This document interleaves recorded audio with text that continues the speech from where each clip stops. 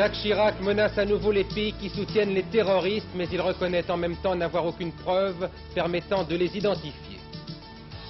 De violents affrontements la nuit dernière à La Ciotat entre ouvriers des chantiers navals et forces de l'ordre, climat très tendu ce soir, alors qu'un plan social vient d'être signé avec 3 syndicats de la Normède.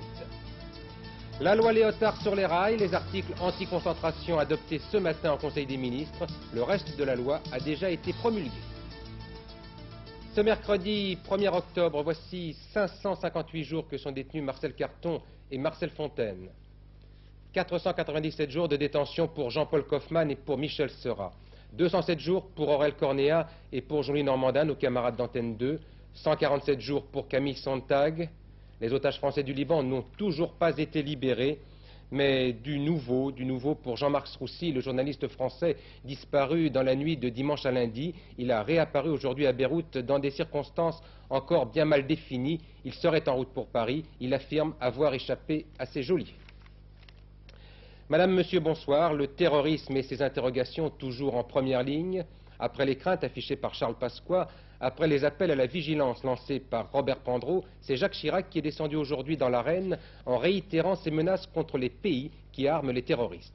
Pas de précision sur l'identité de ces pays, mais l'impression quand même que les soupçons prennent de l'épaisseur. Monsieur Chirac. Si d'aventure, au-delà des sanctions naturellement, contre les terroristes eux-mêmes, nous étions amenés à avoir des preuves suffisantes qui nous désigneraient ceux qui manipulent les terroristes, alors il faut savoir que quels qu'ils soient, je dis bien quels qu'ils soient, nous engagerions à leur égard des rétorsions de différentes natures, politiques, économiques, et qui seraient lourdes de conséquences pour ces pays. Nous examinerions, et nous avons examiné déjà dans les différents cas de figure possibles, et qui comportent tout un éventail, les différents moyens de riposte, conformes à l'honneur d'une grande nation, naturellement. Cela va de soi. Et nous n'hésiterons pas un seul instant à les utiliser de façon impitoyable, si nous avons la moindre preuve. Chacun doit bien le savoir. Nous le disons publiquement, ce n'est pas toujours suffisant, nous le faisons dire aussi par les canaux qui conviennent. Une déclaration qui donne à réfléchir, Paul Amar. Pourquoi Jacques Chirac reparle-t-il aujourd'hui du terrorisme? On n'y en avait plus question depuis quelques semaines. Qu'est-ce que ça veut dire précisément? Bien, je crois qu'il faut interpréter cette déclaration comme un avertissement, le ton d'ailleurs y était, un avertissement destiné à ceux groupes au pays qui pourraient être tentés de commettre ou de commanditer à nouveau des attentats en France. Si le Premier ministre a pris aujourd'hui le soin de le faire publiquement, c'est sans doute parce qu'il est inquiet et il a des raisons de l'être, je crois qu'il ne faut pas le nier ce soir. L'accalmie qui a permis aux Parisiens de vivre normalement à Paris, dans la capitale, pourrait prendre fin. Cette accalmie, en fait, n'était pas fortuite. Elle a coïncidé avec l'ouverture de discussions avec des pays ou avec des hommes qui jouent un rôle important au Proche-Orient, avec, par exemple, le voyage de Michel Aurillac, le ministre de la Coopération en Syrie, avec la visite à Paris de Monseigneur Capucci et avec les entretiens à New York entre Jean-Bernard Raymond, le ministre français des Affaires étrangères, et son homologue iranien. Tous les interlocuteurs des Français ont eu droit au même message: la France ne changera pas de politique au Proche-Orient et ne cédera pas au chantage. Ce message a été transmis par divers canaux, absolument. Ce message a été transmis par divers canaux à ceux qui posent les bombes et a été sans doute, si j'ose dire, mal reçu. Le gouvernement doit le savoir aujourd'hui, c'est ce qui explique son inquiétude, c'est ce qui explique l'avertissement de Jacques Chirac. Mais si cet avertissement n'est pas entendu, si les terroristes se manifestent à nouveau à Paris ou ailleurs qu'à Paris, et si les soupçons du gouvernement, parce qu'il y en a, se confirment, Jacques Chirac devra aller jusqu'au bout de sa logique. La dissuasion ne suffira plus, il faudra agir. J'ajoute que le ministre syrien des Affaires étrangères à l'ONU vient de condamner à nouveau le terrorisme. Et puis il faut ajouter à tout cela que Robert Pandreau vient d'annoncer le renforcement d'un des services de police chargés justement de la lutte antiterroriste. Enfin, il y a ce coup de mauvaise humeur des ambassadeurs arabes en France qui refusent d'aller aussi bien à la foire de Marseille qu'à un colloque sur la mer prévu dans cette même ville de Marseille. Ils dénoncent, disent-ils, la passivité des autorités françaises devant la montée de sentiments anti-arabes en France, une conséquence bien sûr de la flambée terroriste de ces dernières semaines. Je vous signale d'ailleurs que le représentant de la Ligue arabe à Paris sera l'invité de notre dernier journal tout à l'heure avec Bernard Pradino. Ces déclarations sur le terrorisme que l'on vient d'entendre, Jacques Chirac les faisait, ce n'est pas par hasard, devant les parlementaires du RPR et de l'UDF qui sont réunis à Vittel. Le terrorisme largement évoqué sans être pour autant le seul sujet de ces journées parlementaires où le souci premier en est en un mot l'union de la majorité. Reportage de Jean-Louis Le Seine et de Jean Villa. Les Français l'ont voulu, ils l'ont souhaité. Notre majorité est aujourd'hui cohérente, solide, déterminée. Elle l'est et elle le restera. C'est sur cet acte de foi de Jacques Chirac qu'a débuté la rencontre de Vittel. Conforté par les sondages et surtout par les récents succès électoraux de sa majorité, le Premier ministre s'est voulu serein et rassurant. Dans un bel élan d'optimisme, il a même assuré son auditoire que l'actuelle majorité resterait en place jusqu'en 1991. Quant à l'élection présidentielle de 88, pas de problème. Certains, dans l'opposition, se pourlèchent les babines à l'idée que cette échéance pourrait diviser la majorité. Ils se trompent. Je suis tout à fait sûr qu'ils se trompent. La majorité, fière de ce qu'elle aura accompli pendant 2 ans, soutiendra le moment venu, pour les élections présidentielles, 2 candidats au premier tour. Mais dans des conditions de solidarité telles que le soutien unanime, sans réserve, au 2e tour, sera naturel et spontané et assurera l'élection, j'en suis sûr, d'un candidat issu de ses rangs et qui poursuivra l'œuvre engagée. Un fastueux banquet républicain attendait les parlementaires RPR et UDF à l'issue des 75 minutes du discours du Premier ministre. Véritable discours-programme, discours d'investiture, disait un député, comme si M. Chirac avait voulu conforter sa majorité, la souder plus encore autour du gouvernement à la veille de la rentrée parlementaire. Les journées parlementaires sont à la mode, c'est une question de saison puisque le Parti socialiste tient aussi les siennes, mais c'est à Macron cette fois. Ce fut d'ailleurs hier l'occasion d'explications entre partisans du discours dur et ceux de la méthode plus feutrée. Dominique Lory et André Germain dressent ce soir le bilan de ces discussions. On a tant dit et répété au cours de ces journées que le PS était saisi par la déprime, enfermé dans le piège de la cohabitation, que les leaders aujourd'hui se sont efforcés de redresser le tir. Il y a eu, disons, une amorce de débat sur la tonalité politique nécessaire, truffée d'interrogations. Comment, par exemple, mordre sur l'électorat? Laurent Fabius se veut optimiste. Le PS doit avoir une seule préoccupation, comment redevenir majoritaire, et il rejette toute morosité. Je crois qu'en politique, il ne faut pas se tromper sur la réalité des choses. Il n'y a pas aujourd'hui d'enthousiasme, ni à l'égard de la droite, ni à l'égard de la gauche. Mais c'est Pierre Mauroy qui s'est montré le plus offensif. Ne pas se préoccuper, dit-il, si l'opinion est prête ou non. Le PS doit être rassembleur, notamment du côté des déçus du Parti communiste. Je ne fais que redire, écoutez, sur ce plan-là, je voudrais qu'on arrive à me démontrer le contraire. Je vous assure, mes camarades, que les réserves, elles sont à gauche. Ça me paraît évident. Ce n'est peut-être qu'une impression, mais l'idée d'un ancrage plus à gauche gagne actuellement du terrain au Parti socialiste. Feu de paille ou nouvelle stratégie, en tout cas, cette idée gagne rapidement du terrain. Journée parlementaire suite et fin avec les communistes qui tenaient les leurs à Paris, des discussions à la lumière des 2 dernières élections avec en finale cet appel du pied d'André Lajoigny en direction des électeurs socialistes, car pour lui, seul le rassemblement peut imposer une autre politique, a-t-il dit tout à l'heure. La politique, c'est aussi ce sondage BVA publié demain par Paris Match. Il corrobore largement ce que nous vous disions au soir de la double élection au Sénat et en Haute-Garonne. Pas de changement notable entre la droite et la gauche. La gauche, en France, en tout cas, la gauche représente toujours 44% des intentions de vote, c'est-à-dire sensiblement le même score qu'en mars dernier. Et la droite représente, elle, 53% de ces mêmes intentions, c'est-à-dire un poil en dessous de ces résultats du 16 mars. Au hit parade présidentielle, Jacques Chirac l'emporte devant Raymond Barre et François Léotard à droite. Et Michel Rocard paraît le meilleur candidat à gauche devant François Mitterrand, Jacques Delors et Laurent Fabius. La loi Léotard sur la ligne d'arrivée, elle a été publiée ce matin au journal officiel, à l'exception des articles qui avaient été annulés par le Conseil constitutionnel. Pas de retard véritable donc pour le nouveau paysage audiovisuel, puisque ces articles ont été adoptés ce matin par le Conseil des ministres. Ce sont les textes, vous le savez, les textes relatifs à la concentration dans les médias. C'est un véritable casse-tête pour le ministre, mais ce soir on connaît la règle du jeu. Les 3 H, Havas, Hachette et Hersant, restent dans la partie. Gaël Monlahuc. Allez, j'achète la 5. Parfait, je vends mes parts dans le câble. Ils n'en sont pas encore à échanger leurs parts dans le câble contre une télé. Ce n'est qu'un jeu. Mais le monopole de l'audiovisuel, acheter et revendre pour contrôler les médias, c'est pour demain. Le Conseil constitutionnel a dit « il faut des règles ».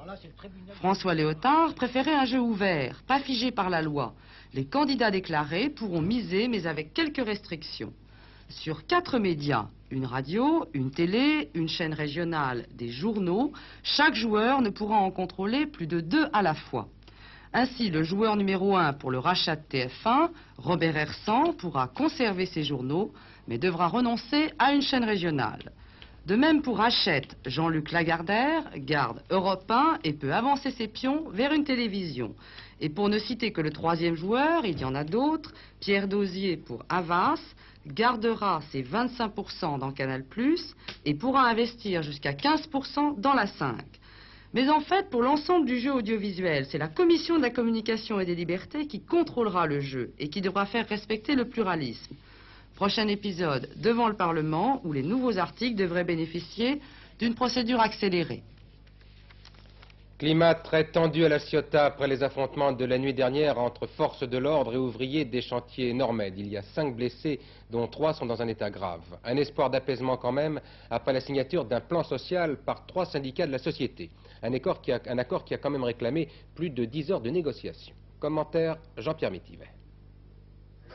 C'est un accord à l'arraché qui est intervenu la nuit dernière. 3 syndicats, FO, CGC et CFTC, ont dit oui au plan social d'Alain Madelin. Ils acceptent la prime de départ de 200 000 francs ou 2 années de congé conversion pour les 2300 ouvriers licenciés dès la fin de cette année, le tiers de l'effectif de la Normed.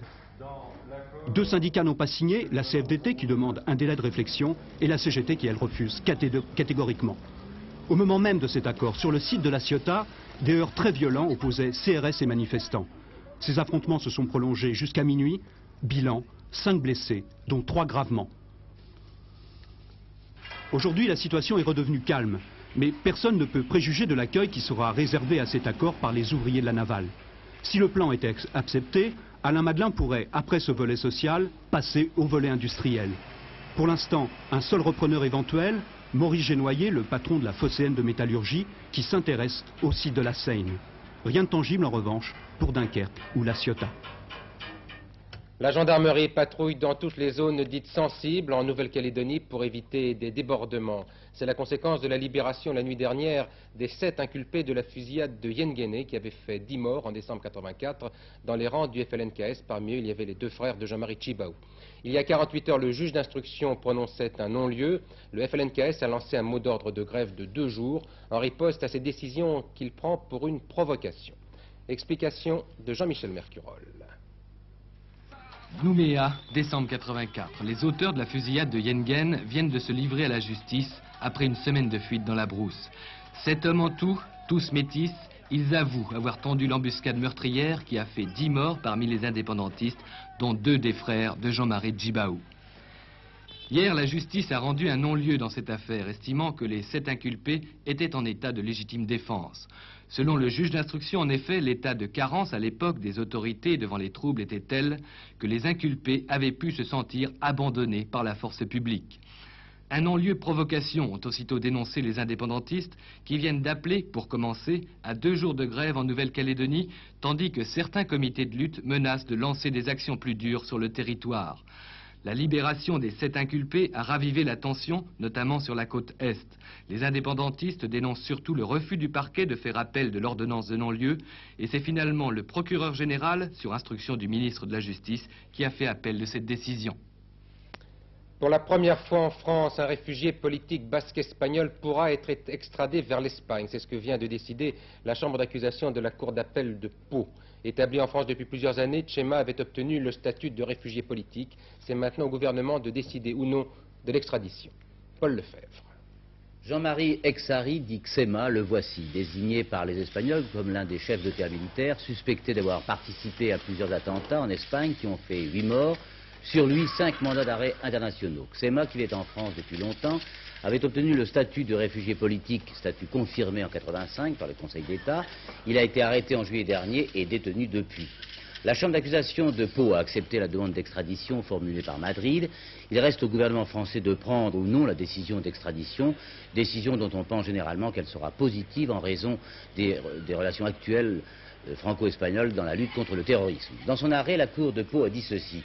Le lieu d'asile n'est pas un sanctuaire qu'un individu demeurerait intouchable, quels que soient ses actes, du fait d'une immunité qu'aucun texte ne prévoit. En réalité, la Cour de Pau a appliqué l'une des clauses de la Convention européenne d'extradition qui stipule que le droit d'asile ne s'applique pas aux réfugiés politiques qui tenteraient de renverser des institutions démocratiques par la force et la violence. Reprise de la thèse du gouvernement français depuis 1985, l'Espagne est maintenant une démocratie, les garanties judiciaires sont présentes, les attentats sanglants qu'on y commet ne peuvent être qualifiés d'actions politiques. Reste que la décision de Pau intervient le lendemain même de la découverte en Espagne d'un plan de représailles de l'ETA militaire contre la France. Lech Walesa veut agir au grand jour en Pologne. Il vient d'annoncer la formation d'un conseil provisoire de solidarité, un organisme qui regroupe les anciens membres du mouvement clandestin dont la plupart ont été libérés il y a 3 semaines.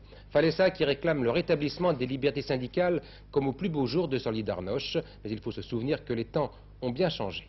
Martine Laroche-Joubert. Réunion exceptionnelle hier soir dans cet appartement de Varsovie.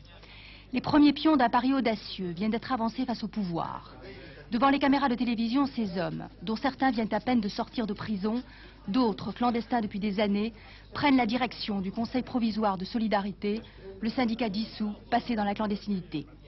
Ils prennent donc le risque d'agir au grand jour, quitte à se faire emprisonner à nouveau comme Bouillac, sorti de prison il y a 3 semaines. Ou bien au contraire cette démarche, qui apparaît comme une réponse à l'amnistie générale des prisonniers politiques le 13 septembre dernier, se traduira peut-être par une reprise du dialogue entre l'opposition polonaise et le général Jaruzelski. Le chef de l'État a changé les glaces fumées de ses lunettes contre des verres limpides, signe de détente, pourquoi pas. Choisira-t-il d'ignorer, de sévir ou bien d'engager des négociations par l'intermédiaire de l'Église et notamment du primat de Pologne, le cardinal Glemp, qui semble avoir joué un rôle important ces jours derniers? On va le voir très vite. Cet après-midi, nous avons téléphoné à Lech Walesa, qui semble plutôt optimiste. To znaczy, my nie zakładaliśmy tego, choć byłoby to też korzystne. Trudno mówić o kompromisach. To znaczy, trudno powiedzieć, my nie możemy czekać z założonymi rękami i patrzeć, jak trudności i kłopoty, z jakimi się boryka kraj. Natomiast szukamy dróg możliwie najwydolniejszych i jest jedną z tą dróg decyzja, którą podjęliśmy. Wszystkie możliwości braliśmy pod uwagę. Un répit pour le Mexique. Sa dette considérable ne l'empêchera pas d'obtenir de nouveaux prêts. C'est l'illustration du malaise des milieux monétaires, puisque ces nouveaux prêts lui serviront simplement à payer les intérêts de ses premiers emprunts. La nouvelle ardoise se monte à 12 milliards de dollars. C'est le seul moyen d'éviter la banqueroute pour ce pays en difficulté. Les automobilistes ne pourront plus se promener tout nus, administrativement s'entend, ce qui veut dire qu'à la première injonction d'un ci-devant fonctionnaire de police, ils devront immédiatement et sans délai présenter les documents afférents à la conduite du véhicule. En clair, plus question de conduire sans papier. C'est officiel ce soir. Ève Mettet. Attention, depuis aujourd'hui, on ne plaisante plus. Il faut avoir ses papiers auto avec soi. Lors de chaque contrôle de police, vous devez pouvoir présenter votre carte grise et votre permis de conduire sous peine d'une amende de 75 francs. Votre attestation d'assurance sous peine d'une amende de 230 francs. Si dans un délai de 5 jours, vous n'avez pas présenté ces papiers dans un commissariat, vous risquez une amende de 900 francs par document. Et même si vous le faites, vous restez passible de la première amende pour ne pas avoir eu vos papiers sur vous.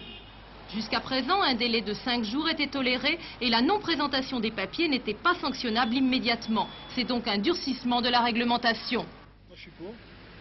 Vous avez toujours votre assurance avec vous, votre permis de conduire, votre toujours mes grise. papiers, ouais. Dans les appâts, ça s'amuse comme ça. On passe un moment à discuter. Moi, je trouve ça idiot, mais bon, chacun son problème. Hein. S'ils veulent emmerder le monde, ils vont pouvoir. Consolation pour les peines pour défaut de permis ou défaut d'assurance, des fautes pourtant plus graves, s'allègent. Le défaut d'assurance, par exemple, qui pouvait coûter 60 000 francs, coûte depuis aujourd'hui au maximum 5 000 francs seulement. La justice n'a pas peur des paradoxes. Les pronostics de Pierre Edbrest pour le quartet qui se court demain sur l'hippodrome de Saint-Cloud dans le handicap d'automne. Et voici donc ses pronostics. Il y a 21 partants. Il suggère de jouer le 11, le 17, le 6, le 5, le 2, le 14, le 16 et le 12. Et puis rapidement, maintenant un coup d'œil sur la météo avec Laurent Boussier avant le football. Ouais, absolument, et un mot pour déterminer le temps de demain, eh bien l'été continue. Regardez la carte du temps prévue pour la journée de demain, vous allez voir sur la majeure partie du pays quelques brumes le matin, mais ça on a l'habitude, et puis un très très beau soleil, surtout sur la moitié nord, mais même au sud de la Loire. Seule région qui connaîtront les nuages comme aujourd'hui et un temps relativement médiocre, c'est les régions Midi-Pyrénées, le Languedoc, le Roussillon, la Provence, un petit peu la Côte d'Azur et la Corse. Partout ailleurs, c'est du beau temps. Côté température, elles sont encore en hausse sur la moitié nord. Regardez ces températures, de 20 à 24 degrés sur la moitié nord, même 25 degrés, 24 degrés à Paris, vous voyez, température 3 à 4 degrés supérieure aux normales saisonnières, et de 20, 21 degrés à Perpignan et jusqu'à 26 degrés à Nîmes pour la moitié sud, 21 degrés à Perpignan, ça par contre, ça n'est pas beaucoup. On termine avec notre agenda comme tous les soirs. Demain sera le jeudi 2 octobre, le soleil se lèvera à 6h52, ce sera 18h27, 4 minutes de soleil en moins, ce sera la Saint-Léger, nous fêterons les légers.